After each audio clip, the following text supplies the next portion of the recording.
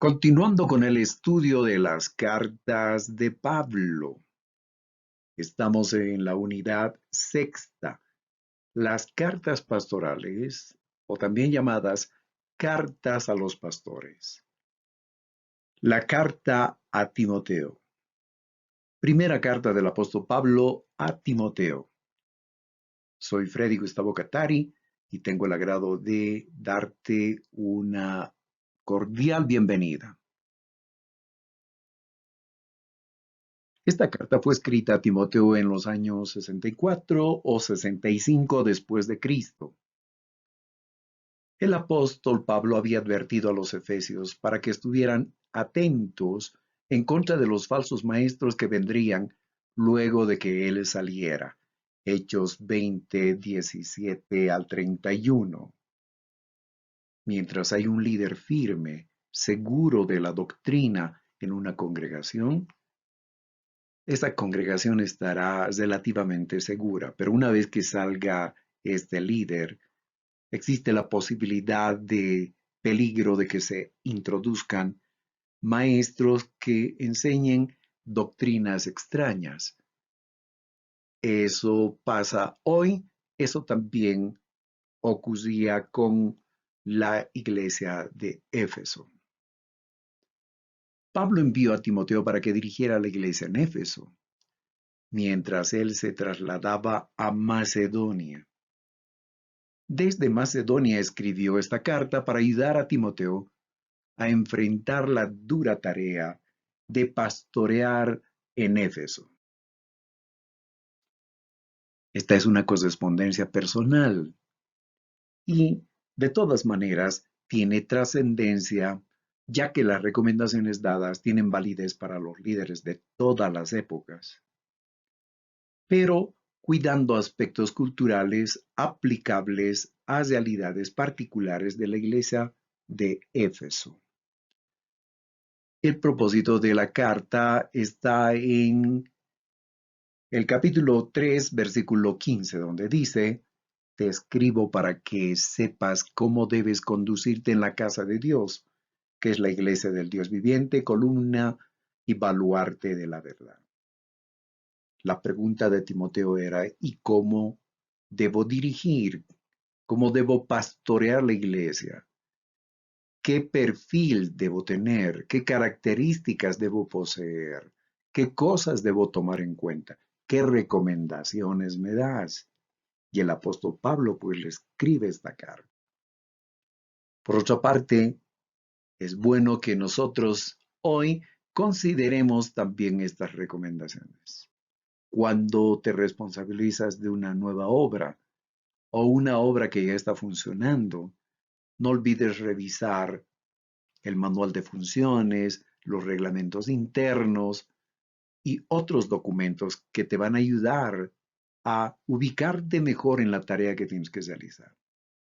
Pero sin dejar de lado cartas tan importantes como Primera y Segunda Timoteo, y también la carta a Tito, que son cartas dirigidas a pastores, a líderes de la iglesia. La iglesia es el principal instrumento de Dios para el cumplimiento de su obra en la tierra. No olvidemos lo que dice Mateo 16, 18 al 20. Edificaré mi iglesia sobre esta roca y las puertas del reino de la muerte no prevalecerán contra ella. El Señor ha ordenado que los hombres y las mujeres que confían en Él, es decir, la iglesia, se comprometan en la tarea de hacer su voluntad en iglesias locales o asambleas locales o congregaciones alrededor del mundo. Esta verdad la encontramos también en 1 Tesalonicenses 1:1, en Hebreos 10, 24 y 25. Debemos pertenecer a una iglesia local. Tenemos que ser miembros de una iglesia local.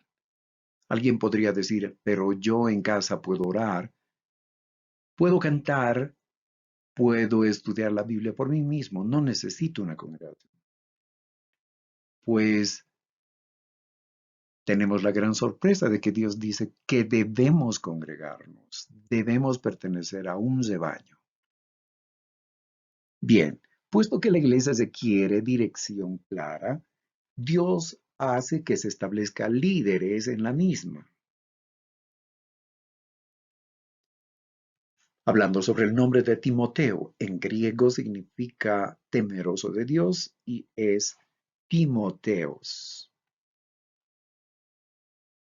Timoteo se caracterizaba por ser amable, fiel y comprometido con Dios y por supuesto con su obra.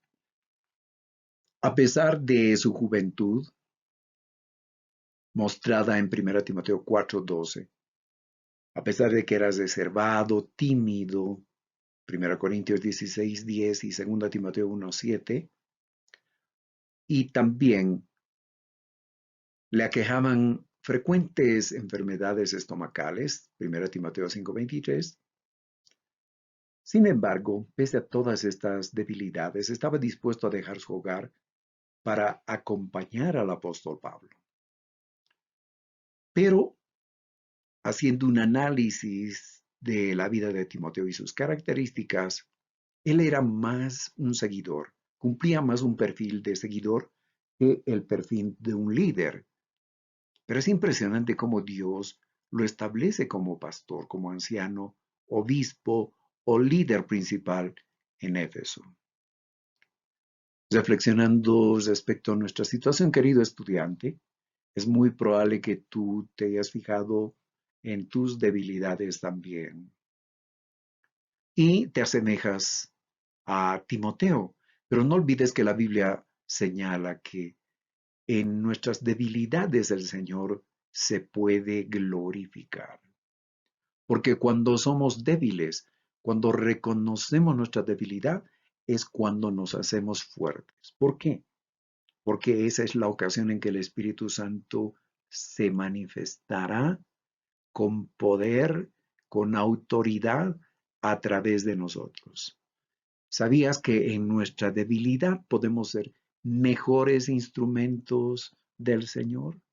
Por eso el apóstol Pablo dice en su carta a los Corintios, en su segunda carta, más bien me gloriaré en mis debilidades, porque en ellas el Señor se glorifica. Timoteo es mencionado por primera vez en Hechos 16:1 y aparentemente vivía en la ciudad de Listra, Hechos 24. Era hijo de un matrimonio mixto de un padre griego y una devota madre judía cuyo nombre era Eunice. Segunda Timoteo 1:5. Acompañó a Pablo en sus viajes misioneros, estuvo en contacto permanente cuando Pablo fue encarcelado. En libertad y habiendo vuelto a Éfeso, Pablo le pidió a Timoteo que se quedase allí para pastorear, para dirigir, para ministrar, para corregir. Primera Timoteo capítulo 1, versículo 3. Veamos el propósito de esta carta. Lograr que Timoteo identifique las tareas específicas del ministro de Dios. Si alguna vez te preguntas qué debo hacer y quién debo ser como ministro, pues las respuestas en su gran parte las encontrarás en la carta a Timoteo. Vemos una parte introductoria y ahí hallaremos respecto a la iglesia y su administración. También sobre la iglesia y el ministro que la dirige, la iglesia y lo que debe ser según la voluntad de Dios. Además, los ministros, sus características y responsabilidades. Veamos sobre las características de esta carta. Enseña sobre la iglesia y su administración. Esclarece respecto a qué es la iglesia y quiénes deben dirigirla, además de qué tareas debe realizar la iglesia como tal. Además, la carta muestra las características requeridas en un pastor como Timoteo. También clarifica la misión de Timoteo e identifica la falsa enseñanza. Esto en el capítulo 4, a partir del capítulo 4. Respecto a la falsa enseñanza, muestra la fuente de esa falsa enseñanza, el agente por el que opera esa falsa enseñanza, o el instrumento, el medio humano, además de la esencia de esa falsa enseñanza. También la carta esclarece los errores en esa falsa enseñanza, que estaba basada en la herejía gnóstica, las ideas del gnosticismo. Recordemos que los gnósticos decían que lo puro era solo lo espiritual, todo lo físico era malo. Y muchos preguntaban a los gnósticos, ¿eso significa que Dios creó algo malo? Y los gnósticos, sin dudar, decían, así es. Pero no fue el Dios santo el que lo creó, sino un Dios inferior, al que llamaban demiurgo. Por lo tanto, había que combatir esas falsas enseñanzas gnósticas. La Biblia no se refiere a ellos con ese nombre de gnósticos, pero encontramos en las cartas del apóstol Juan y las de Pablo muchas referencias respecto a sus enseñanzas, a sus ideas. Por otro lado, había que combatir los errores de quienes se basaban en la ley y las tradiciones judías para torcer el Evangelio. Y también vemos una clara enseñanza sobre las responsabilidades de la familia y las responsabilidades de la iglesia con relación a la gente en necesidad.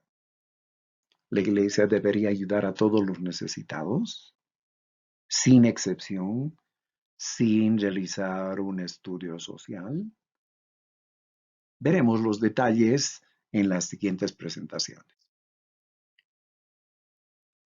La misión de Timoteo en la iglesia. 1 Timoteo capítulo 1, versículo 1 al 11. Timoteo debía corregir el mal uso y mala comprensión de la ley.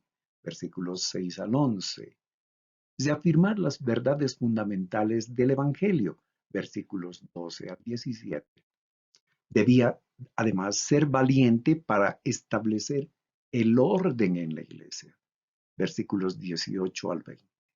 Y la pregunta es, una persona tímida, una persona callada, como Timoteo, ¿podía realizar esta tarea, la de ser valiente para establecer el orden? Pues como te dije, en nuestra debilidad el Señor se glorifica, y así fue en el caso de Timoteo. Además, otra misión de Timoteo era considerar el ejemplo de disciplina que había aplicado Pablo con firmeza en los versículos 19 y 20. Y habla de algunos personajes a quienes había entregado a Satanás. Es decir, estos personajes fueron privados de la comunión de la iglesia y de la protección de Dios, la cobertura de Dios, cuando uno está en un rebaño. Entregar a Satanás, ¿qué significa? Pues eso precisamente. Sacar a las personas de la comunión, de la protección, de la bendición del rebaño.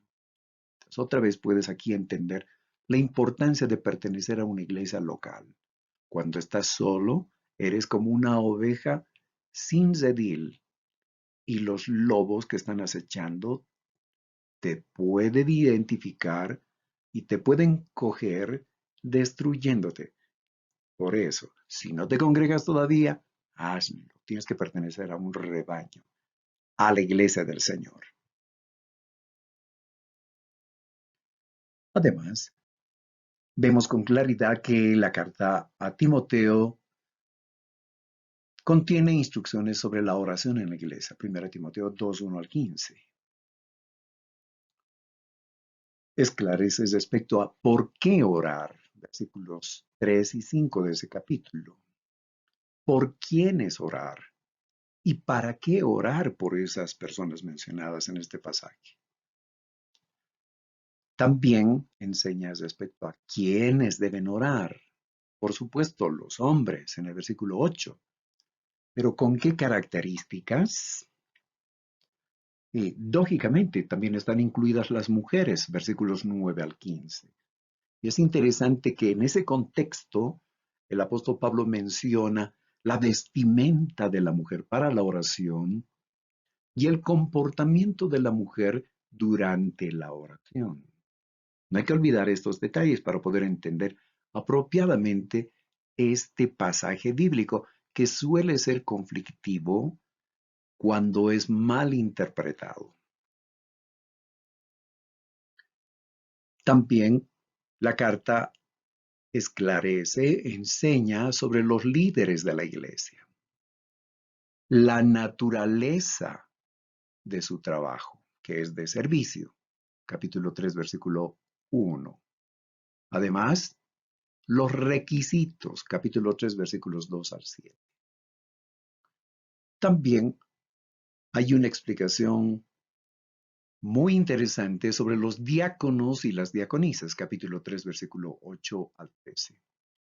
Características de los diáconos, versículos 8 al 10 y versículos 12 y 13. Y a continuación, las características adicionales que deben cumplir las mujeres, las diaconisas o esposas de los diáconos, como algunas iglesias interpretan. Eso en el versículo 11. La gran pregunta en esta parte es, ¿en una congregación tiene que haber diáconos y también diaconisas? ¿O el versículo 11 se refiere a las esposas de los diáconos? Al respecto, las congregaciones están divididas en sus opiniones. Hay congregaciones que dicen, no, solo los hombres pueden ser diáconos. Las mujeres, no.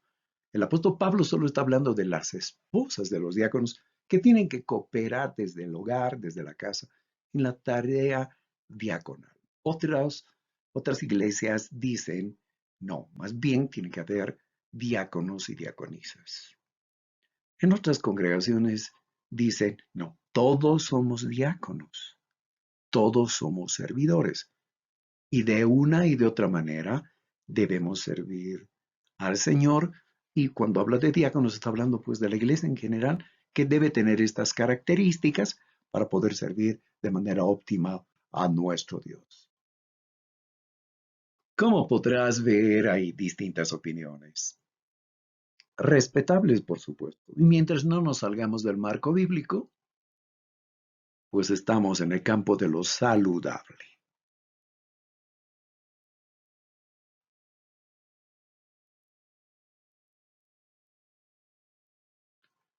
Otra parte dura de la misión de Timoteo.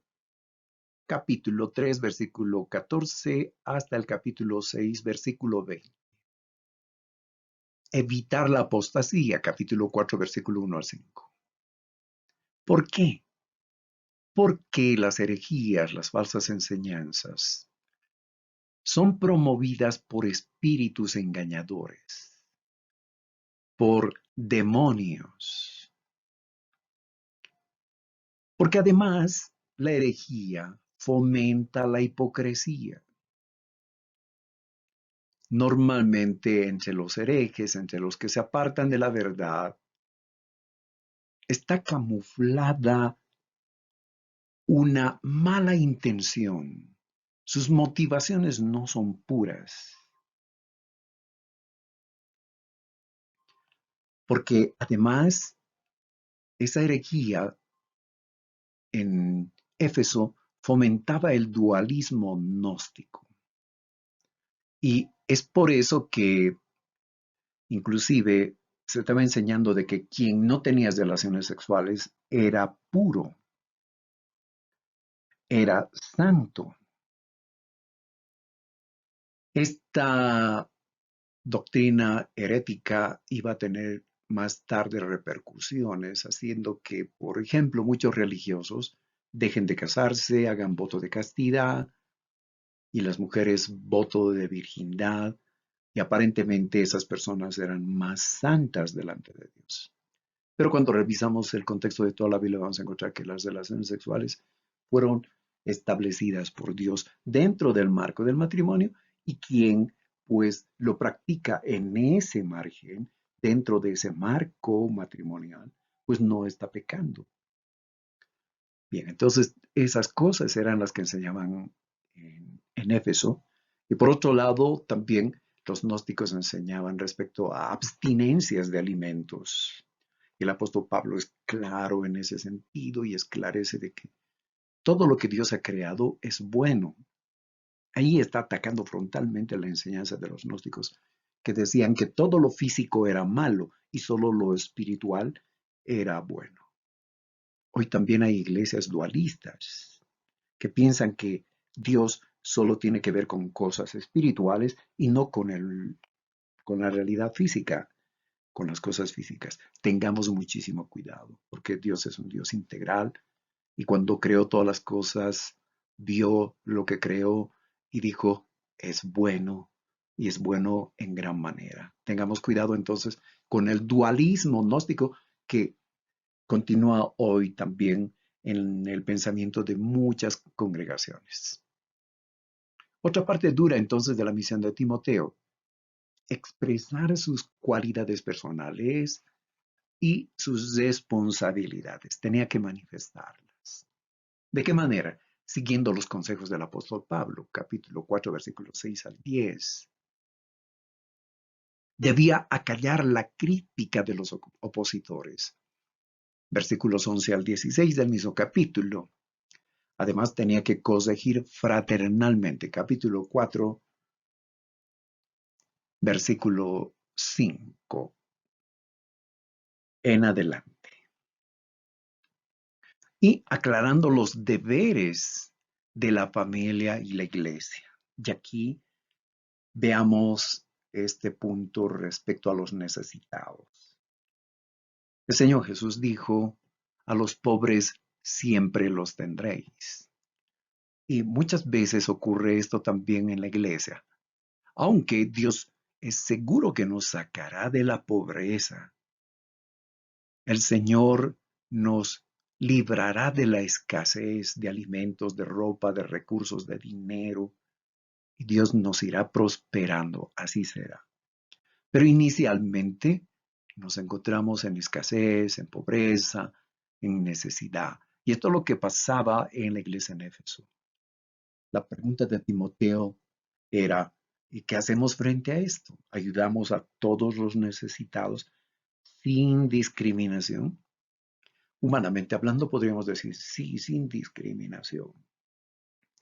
Pero esta era la realidad. Habían personas que pertenecían a familias numerosas y que no eran pobres.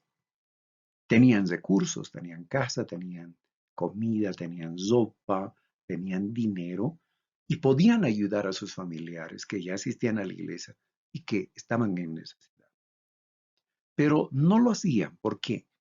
Porque la iglesia estaba cometiendo un error de no seleccionar a los beneficiarios de la ayuda.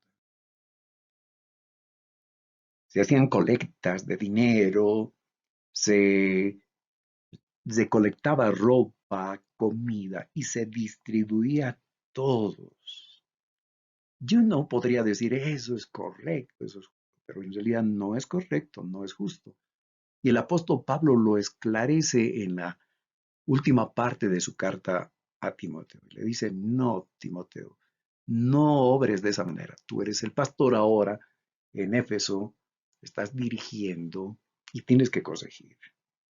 Si hay viudas, hay ancianos, hay huérfanos, hay personas necesitadas en la congregación, averigua quiénes son sus familiares. Y si tienen recursos esos familiares, pues la iglesia no debe llevar la carga, sino esos familiares. Porque la piedad comienza en casa. una demostración del amor y la misericordia del Señor, debe comenzar en casa.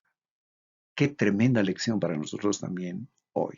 Y de esta manera termino esta presentación, invitándote para la siguiente sesión. Soy Freddy Gustavo Carente para participar en la siguiente sesión. Un abrazo fuerte.